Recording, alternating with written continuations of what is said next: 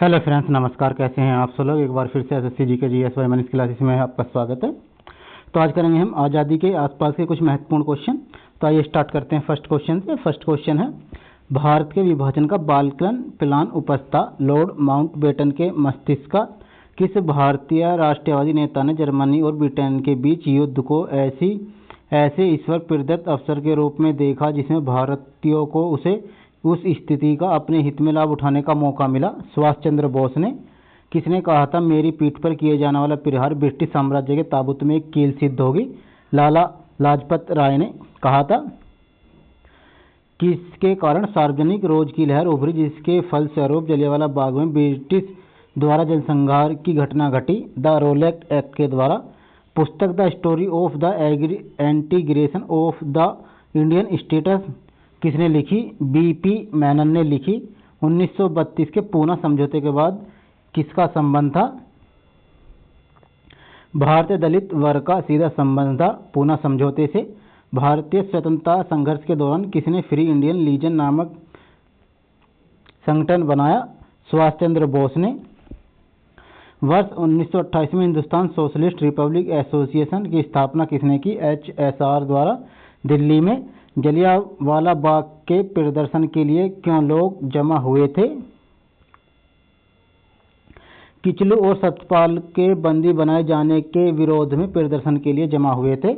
1942 के आंदोलन में डॉक्टर राजेंद्र प्रसाद को किस जेल में कैद रखा गया था? बांकीपुर जेल में। जयप्रकाश नारायण किस पार्टी से जुड़े थे? सोशलिस्ट पार्टी से जयप्रकाश नारायण जुड़े थे। भारत छोड़ो आंदोलन कब प्रारंभ हुआ था?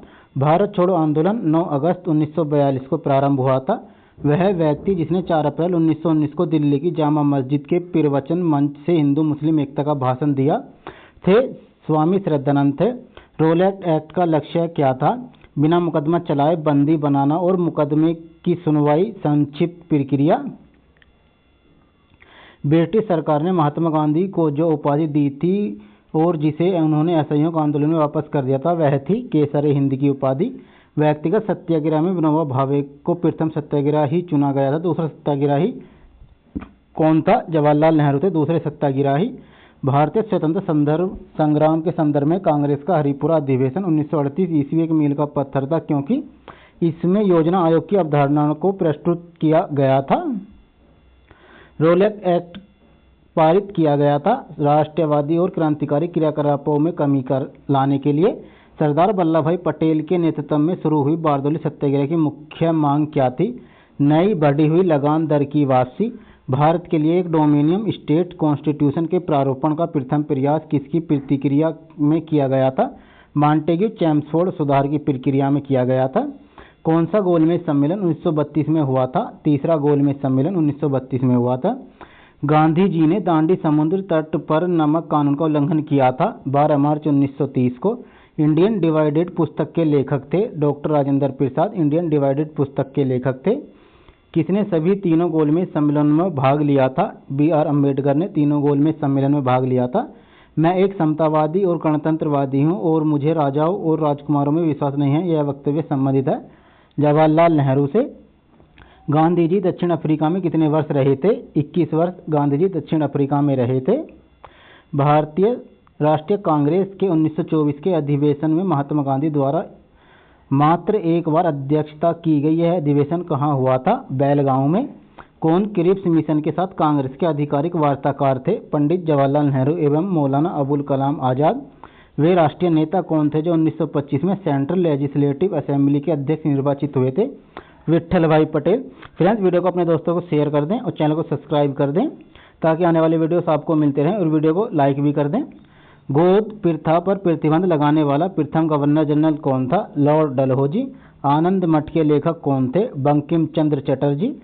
भूदान आंदोलन किसने प्रारंभ किया था? विनोबा भावे ने। लाइफ डिवाइन पुस्तक के लेखक कौन थे? लाइफ डिवाइन पुस्तक के लेखक अरविंद घोष थे। बंगाल की एशियाटिक सोसाइटी 1784 में स्थापित के प्रवर्तक थे सर विलियम जोन्स। भारत की संविधान सभा किसके अनुसार गठित की गई? कैबिनेट मिशन योजना के द्वारा। प्रथम भारतीय नोबेल पुरस्कार विजेता थे रविंद्रनाथ टैगोर 1913 में। हमारा राष्ट्रीय गीत वंदे मातरम कहाँ से संकलित है? आनंद मठ से। भारत का राष्ट्रीय पंचांग किस संवत पर आधारित है? शक संवत पर। दिल्ली में केंद्रीय सचिवालय के उत्तरी और दक्षिणी खंडों का वास्तुविद कौन था? एडवर्ड लुटियंस था। भारत की शासन व्यवस्था में पहली बार प्रतिनिधित्व एवं लोकप्रिय तत्व को समाविष्ट करने का प्रयास किस माध्यम से किया गया था? 1892 का भारतीय परिषद अधिनियम द्वारा। किस गवर्नर के कार्यकाल के दौरान 1921 ईस्वी में कोलकाता में विक्टोरिया मेमोरियल हॉल का निर्माण कार्य पूरा हुआ? रीडिंग के कार्यकाल में। नई दिल्ली शहर के रूपांकन में कौन शामिल था? सर एडवर्ड लुटियर्स और एडवर्ड बेकर।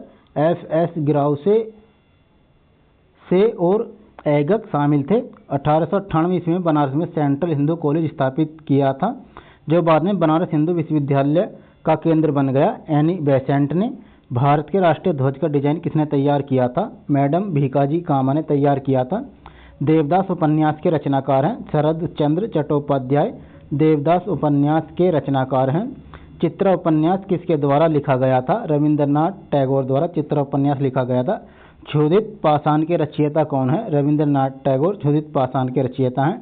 भारतीय दुर्भिक्ष संहिता 1883 का निर्माण किस आयोग द्वारा किया गया था? स्ट्रेची आयोग द्वारा दुर्भिक्ष संहिता आयोग का गठन किया गया था। रविंद्रनाथ टैगोर की मृत्यु किस वर्ष हुई थी? 1941 में हुई थी।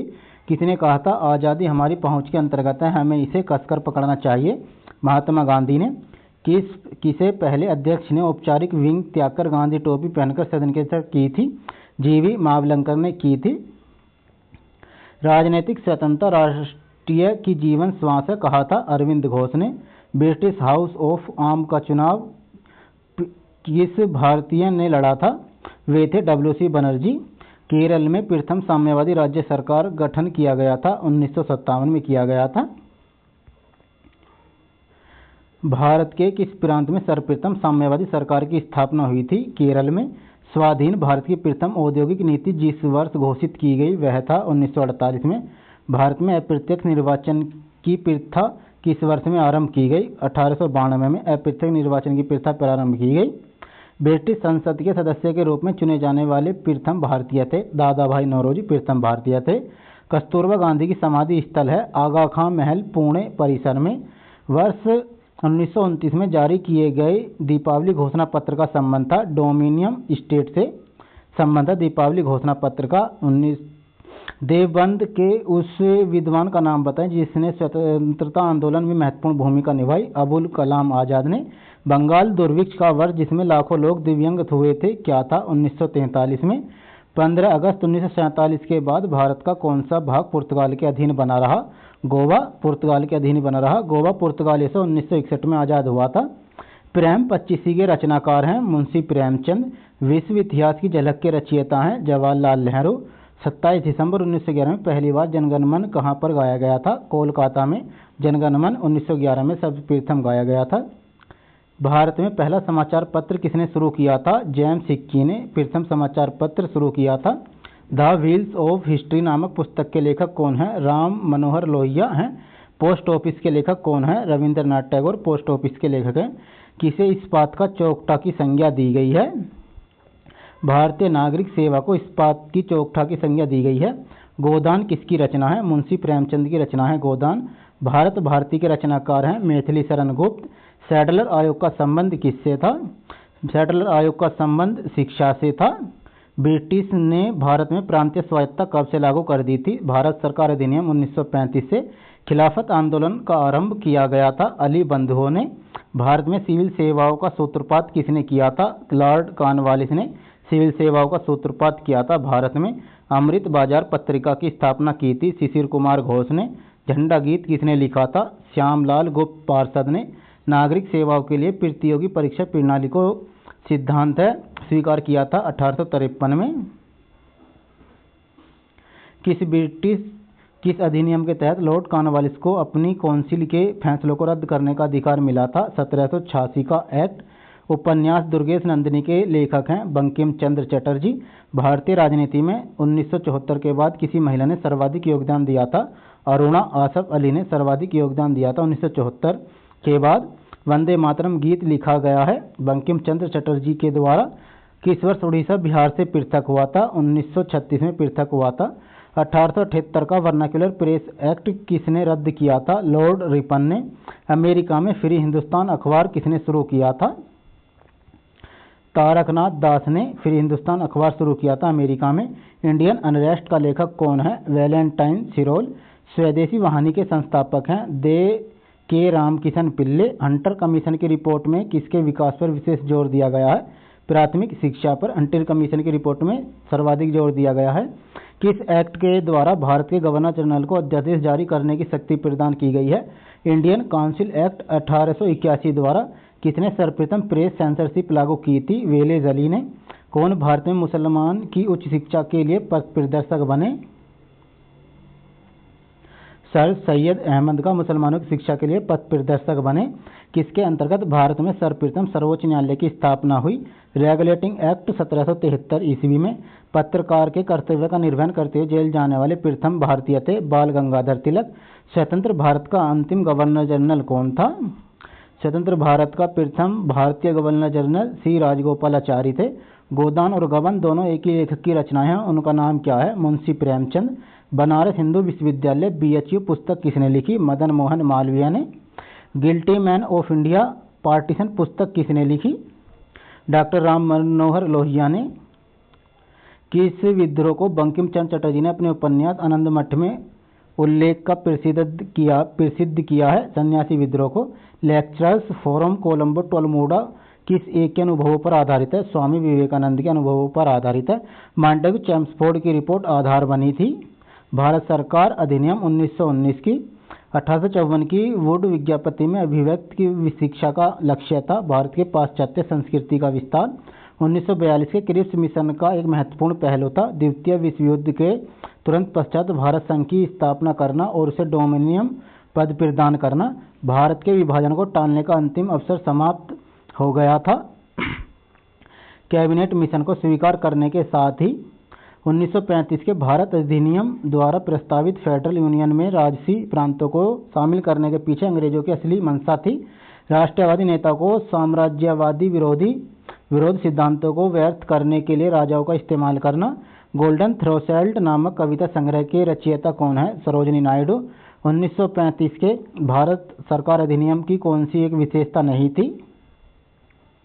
केंद्र के साथ ही राज्यों में द्वैध शासन लागू करना। भारत में ब्रिटेन के सभी संवैधानिक प्रयोग में सबसे कम समय तक चला था। 1909 का इंडियन काउंसिल एक्ट सबसे कम समय तक चला था।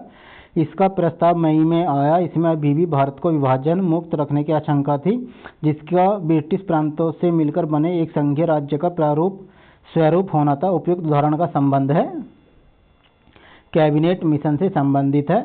उस समय जब नेपोलियन की शक्ति के सामने यूरोप में साम्राज्य धराशायी हो रहे थे, किस एक गवर्नर जनरल ने भारत में ब्रिटिश पताका फहरा रखी थी? लॉर्ड हेस्टिंग ने।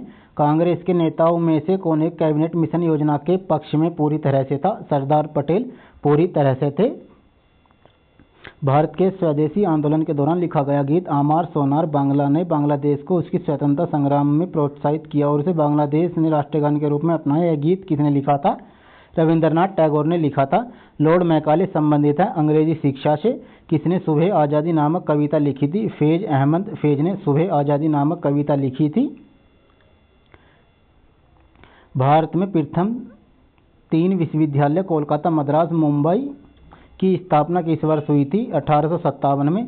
किसने सोम प्रकाश नामक समाचार पत्र शुरू किया था? ईश्वरचंद्र विद्यासागर ने।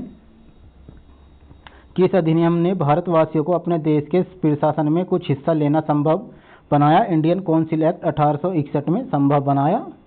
फ्रेंड्स, वीडियो कंटेंट अच्छा लगा चैनल को सब्सक्राइब कर लें और वीडियो को अपने दोस्तों भी शेयर कर दें, ताकि आपको और आपके दोस्तों की तैयारी बेहतर होती रहे, और वीडियो को लाइक भी कर दें। धन्यवाद।